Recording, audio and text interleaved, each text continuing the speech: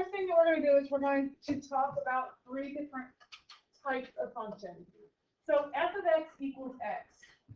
Based on just the function itself, is this just x, right? Go ahead and type it into your calculator. Into a graph, f of x equals x.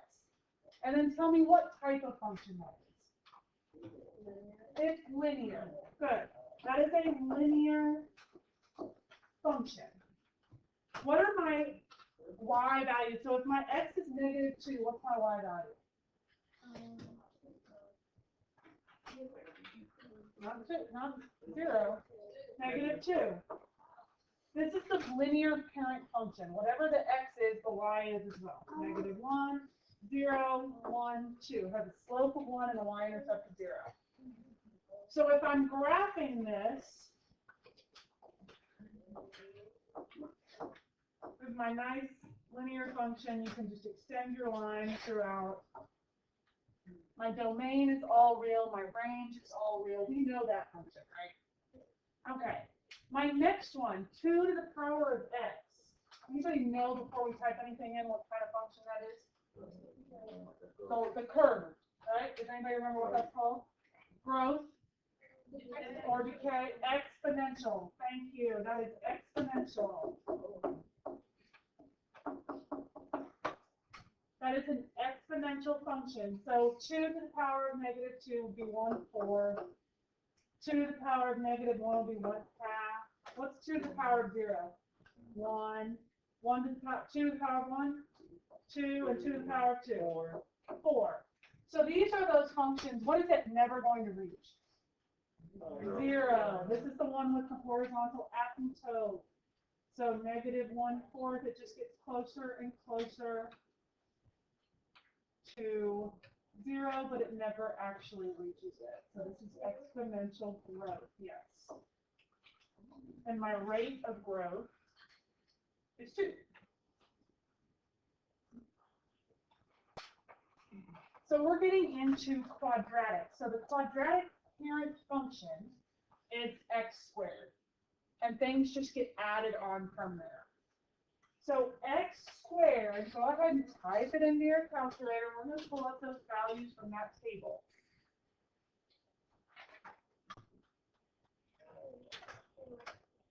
X squared. Okay. And then Control T for your table. So what's -3 squared? 9. -2 squared. 4. -1 squared. 0 squared. 1 squared. 2 squared. 3 squared. 9. So my function does this kind of loop around. So -3, 9, 5, 6, 7, 8, 9, and then +3 is also 9. 1, 2, 3, 4, 1, and 0.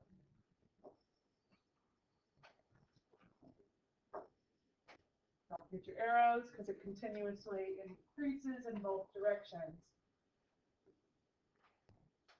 What would be my domain for that function? All real, infinite, all real.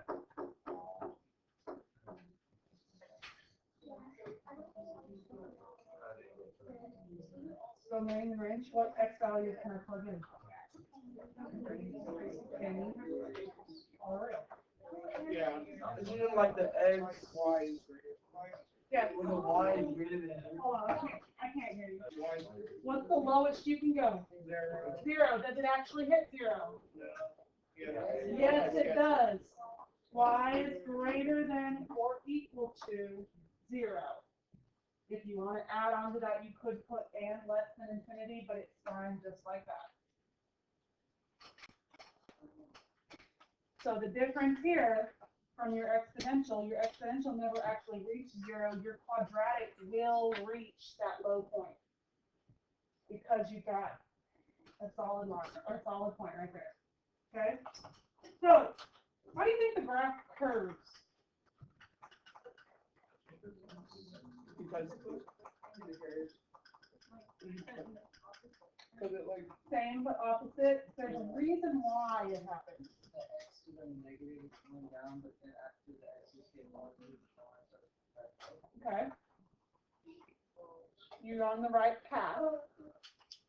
Oh, because like, when it's, since it's x to the letters, we can multiply it by 9 and Okay. then 100. Very good. When you square a value, you multiply it by itself. If you input a negative or a positive of that same value, -3 and +3, and you square them, they're both going to be +9. So when you square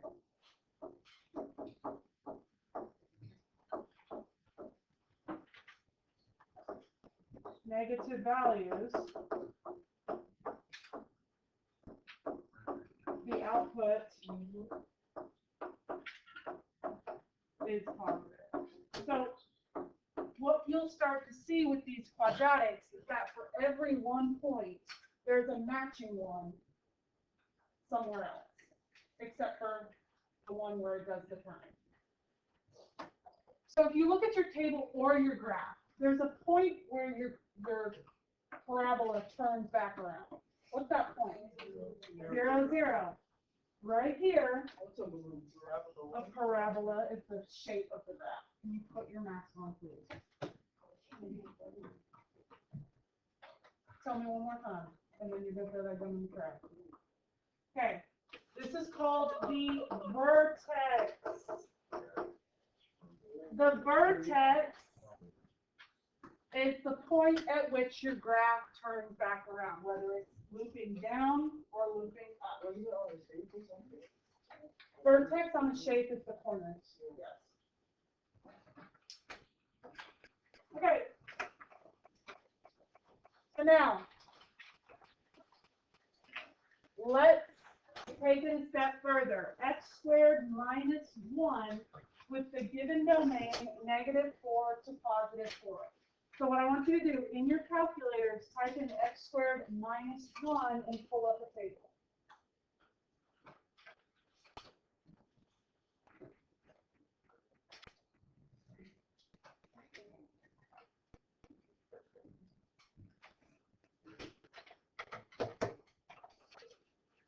All right, what's my value for -4?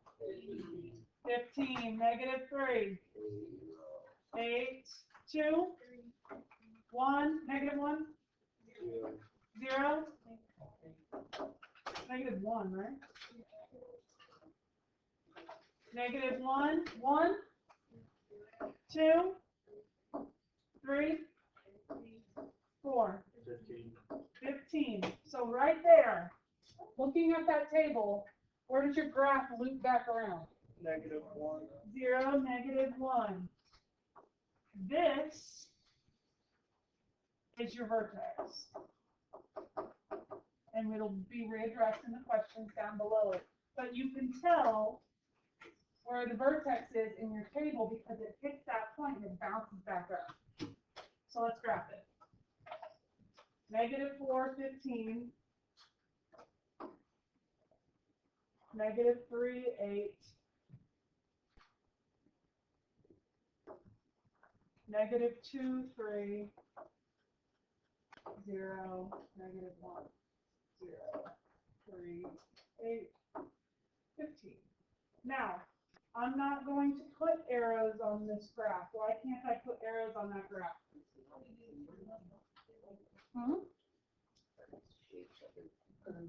doesn't go on. It doesn't go on. Why does it not go on? It's not straight. The domain is given. The domain starts at -4, it ends at -4, which means it doesn't go past that. If you have a given domain, you have to follow within those restrictions. All right. Where's the y-intercept? -1.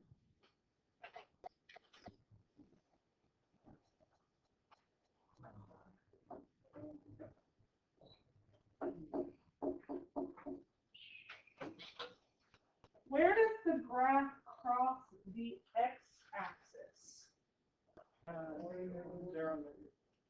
0, -1, 0, and 1, 0. So twice.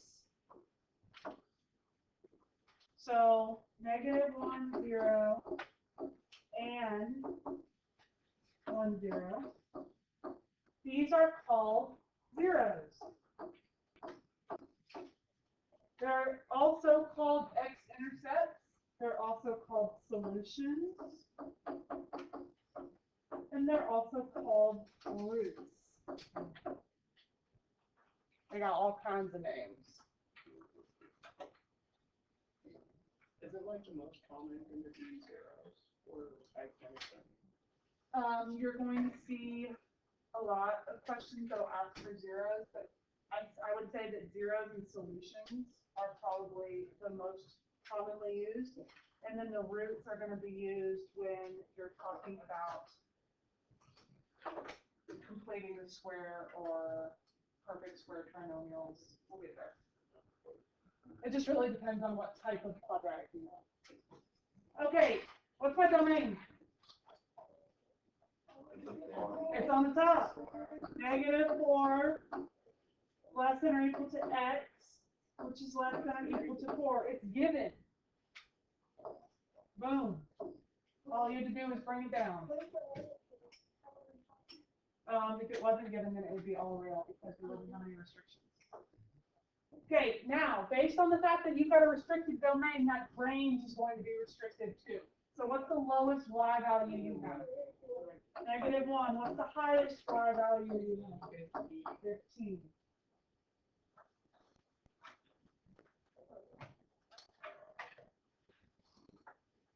Does your graph appear to be symmetrical? Yes. If you were going to draw a line where the symmetry happened, would it be a vertical or a horizontal line? Vertical line. Where would you put it? Like down the middle. Down the center.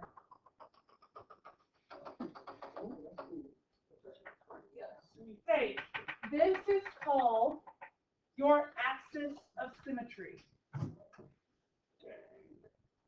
Why do you think that that's where the axis of symmetry goes?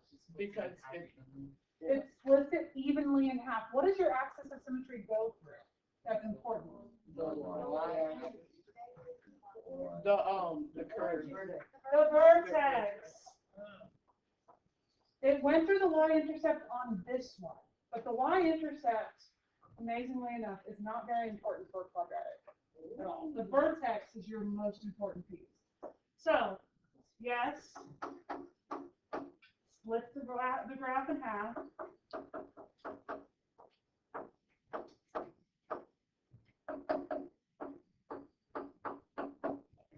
It goes through the vertex every single time.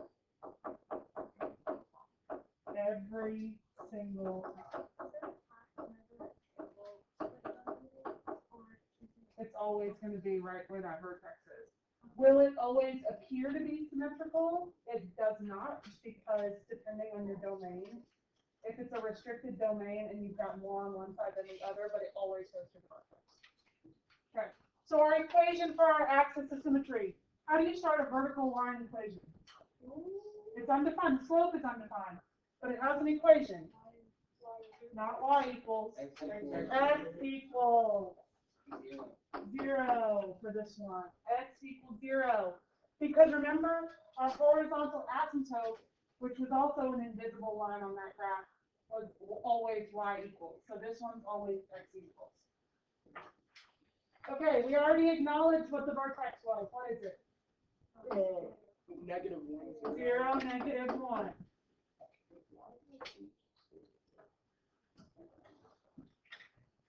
So G is something that we've kind of already talked about our whole way through. Why do you see symmetry in values? Because when you square a negative, it comes out positive, right? So those values are going to mirror. Looking at the table, what do you notice about the x-intercept and the y-intercept?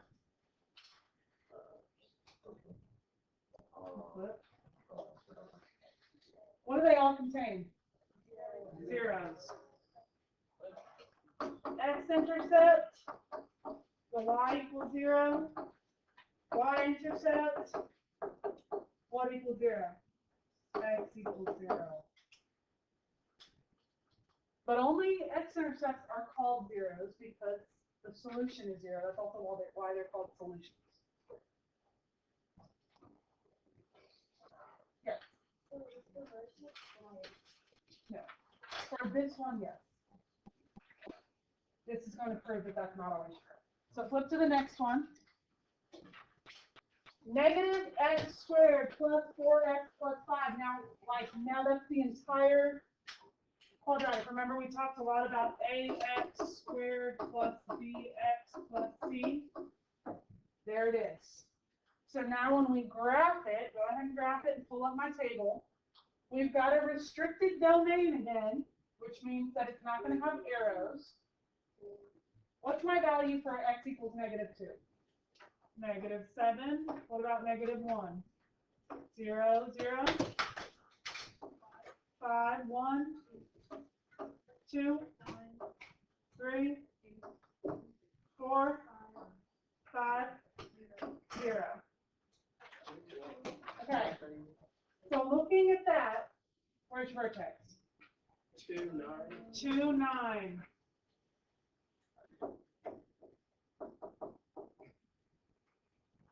2, 9. That's where it hit the top, it's the highest point. So something else happened on this one that's different than the other.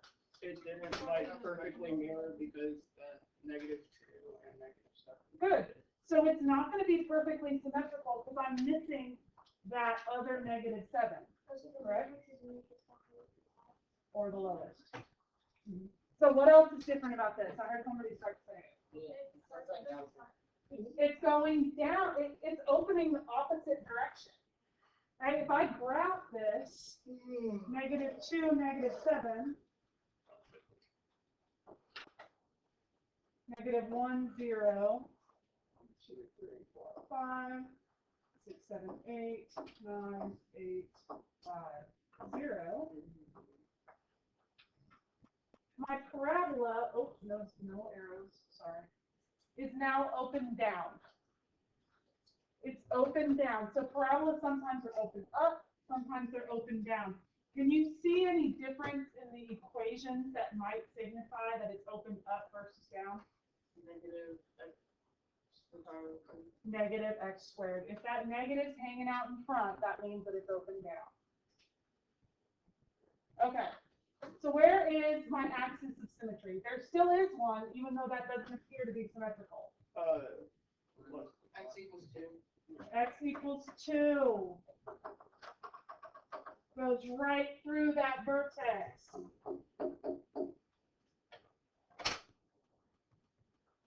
Always, always goes right through the vertex. We already labeled the vertex on our table. It is 2, 9. Label it here, 2, 9. Now, where's my y-intercept? 0, 5. So now this time, it's not the vertex. If I look at where my y-intercept was for the last two problems, so this one is at 5, the previous one was at -1, is there any relation that we can make back to our equation for the y-intercept? They have the zeros. Okay, the x would equal 0. Look at your equation, though. And look at your equation here. They have a 0 on the That's not the 0. They have the y-intercept given. Your c value is your y-intercept.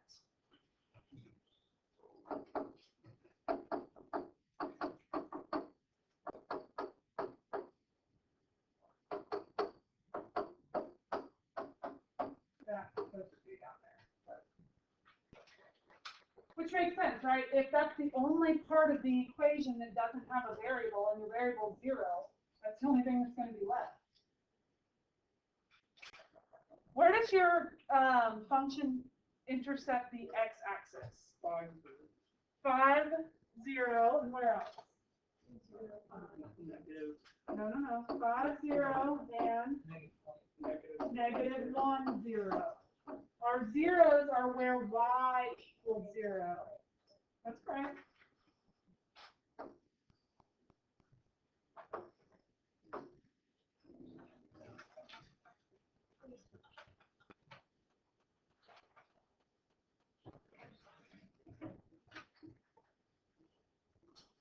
What's my range?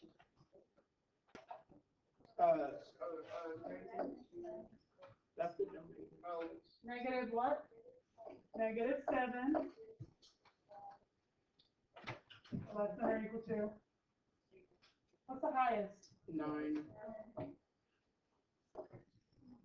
Here's your lowest. Here's your highest.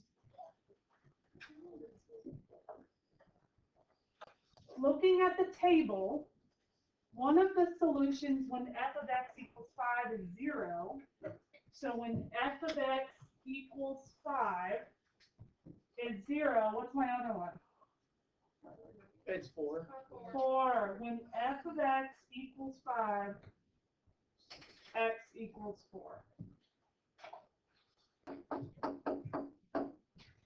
Looking at your table, what is the solution or solution when f of x equals 8? 3 and 1. 3 and 1. 3 and 1. So a lot of times there's going to be more than one solution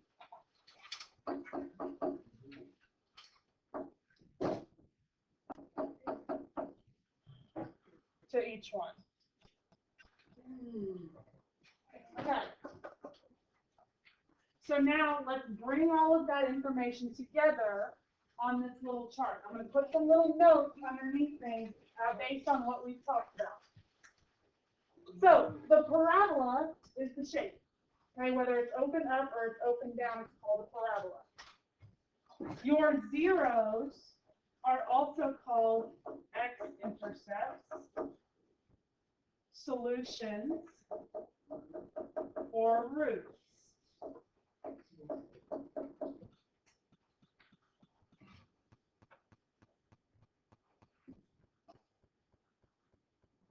Your vertex has lots of things happening with it. Your vertex has the same x value as your axis of symmetry.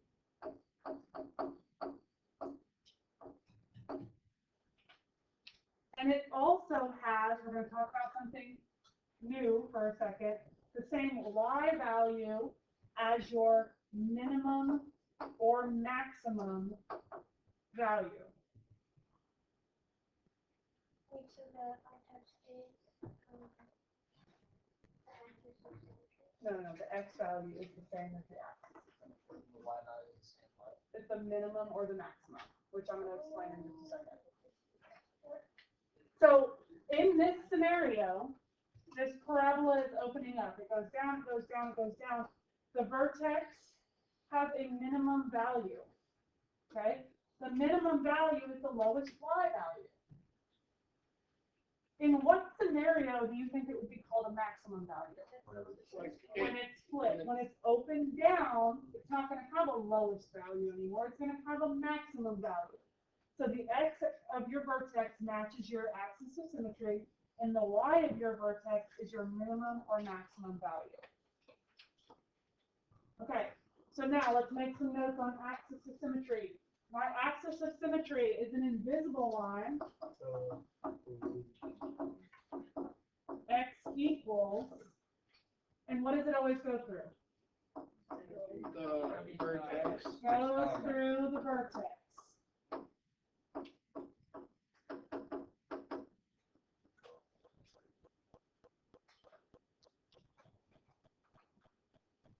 And the only other note that we're going to add on here, well, there's two more notes actually. Your y-intercept is the c value in ax squared plus bx, or your constant, the constant value.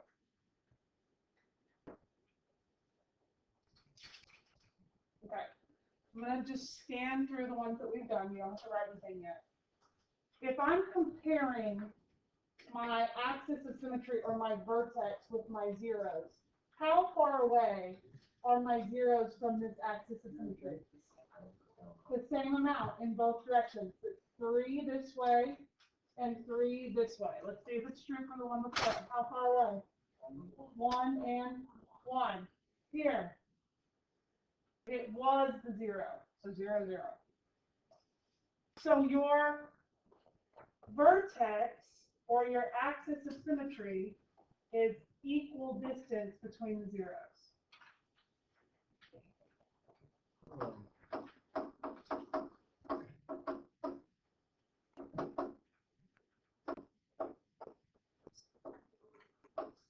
Halfway between zeros, sorry.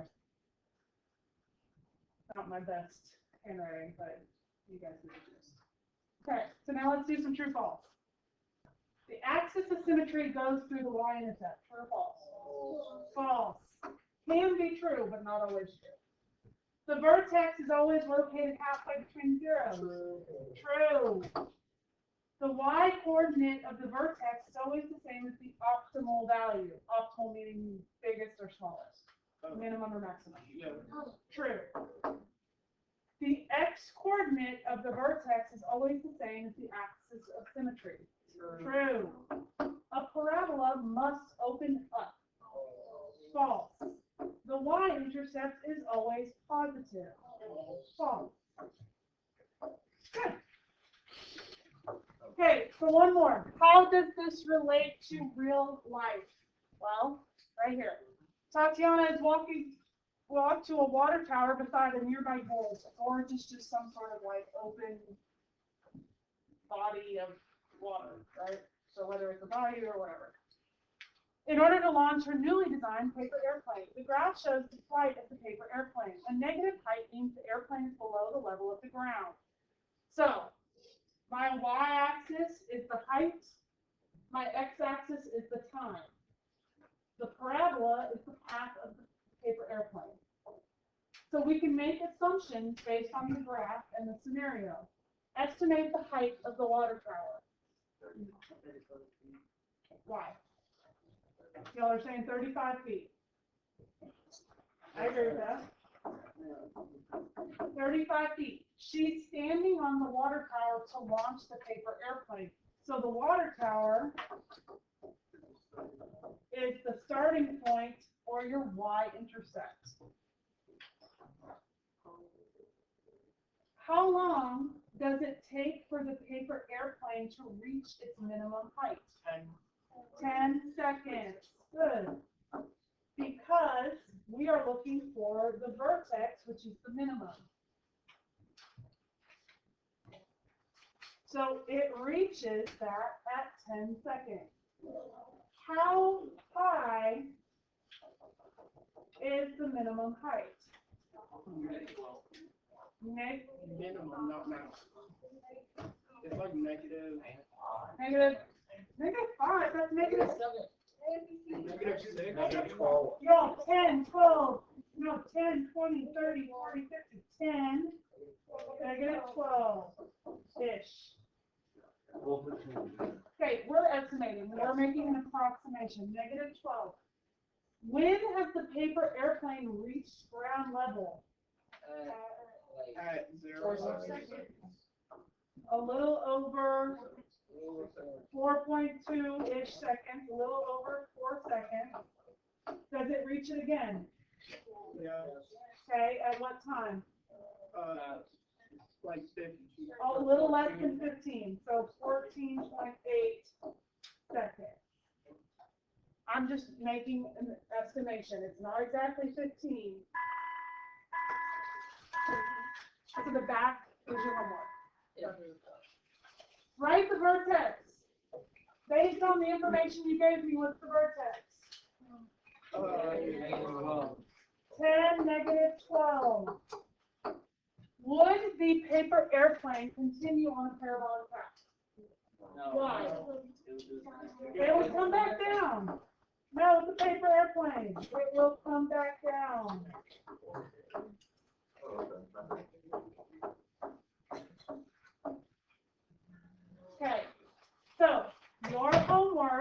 Remember, you need to bring your running practice tomorrow as well.